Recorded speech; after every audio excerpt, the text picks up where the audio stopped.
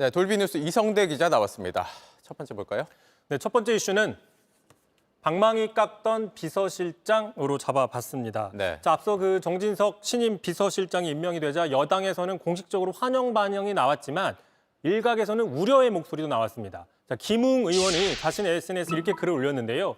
자, 국민의힘이 무너지게 된 가장 근본적인 원인은 전당대회로 뽑힌 당대표, 여기선 이준석 전 대표를 얘기하는 겁니다. 자, 대통령 지시로 내쫓은 것과 당신 100%로 전당대회 룰을 급조했던 것이다. 이 두 가지를 모두 주도한 사람이 바로 정진석 의원이라고 공격을 했습니다. 네, 그러니까 총선 결과가 이렇게 나온 데 있어서 책임 있는 사람인데 그런 사람을 비서실장에 앉혔다 뭐 이런 얘기입니까? 그렇습니다. 그렇게 해석이 되는데요. 게다가 김웅 의원도 이렇게 얘기를 했어요.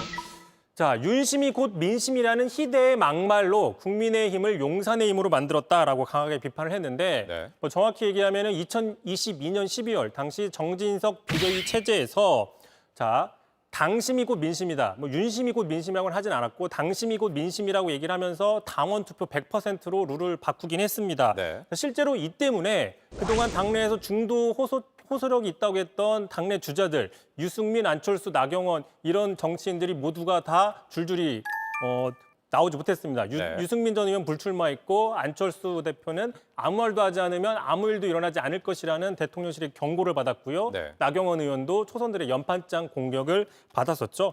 자, 결국에는 당내 수도권 의원들, 당내 수도권 중심으로서 자, 정진석 비대위가 당시에 총대를 메고 친윤 체제를 만들어 놓은 게 이번 총선의 참패 원인이 아니냐 이런 목소리가 나오는 겁니다. 네. 뭐 이게 야당의 비판과도 좀 궤를 같이 하는 것 같습니다. 근데 사실은 정진석 의원 과거에 박근혜 전 대통령 탄핵 직후인 2017년 대선에 참패한 뒤에는 강하게 보수 혁신을 외쳤습니다. 네. 당시 다소 좀 센 표현을 얘기를 했었는데 그대로 한번 들어보시죠. 네. TK 자민련 남아서 뭐 할 거야 도대체. 진짜들 정신 바짝 차리고 이제는 정말 이 보수의 존립에 근본적으로 도움이 안 되는 사람들은 육모방망이를 들고 뒤통수를 뽀개버려야 돼. 자, 육모방망이 지금 보시는 앵커는 주로 어디에 쓰이는지 아시겠습니까? 뭐 이렇게 생긴 겁니까? 예, 육모방망이라는 게? 그렇습니다. 예, 사극에 많이 나오죠. 조선시대 포졸이나 암행어사 출두할 때 쓰는 무기인데 네. 자, 정진석 의원은 당시에 이 육모방망이가 보수 혁신의 상징, 보수를 혁신하는 상징으로 충정요법의 하나의 수단으로 얘기를 한 거고 결과적으로 지난 대선에 승리를 했습니다. 자, 그런데 이제 정권을 가져오자 정진석 의원이 이른바 친윤계의 맏형으로 불렸지 않습니까? 네. 자, 그러다 보니까 보수 혁신의 상징이었던 육모방망이가 당내 친윤 체제를 강화하는 수단으로 바뀐 게 아니냐는 목소리가 나왔고요.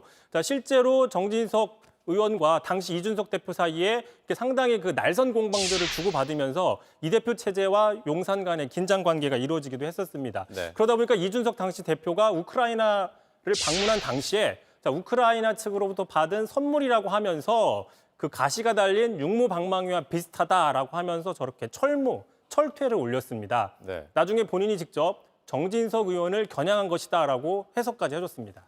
그렇게 비슷해 보이진 않는데 이쪽이 좀 더 흉악해 보이긴 하네요. 철퇴라고 합니다. 네.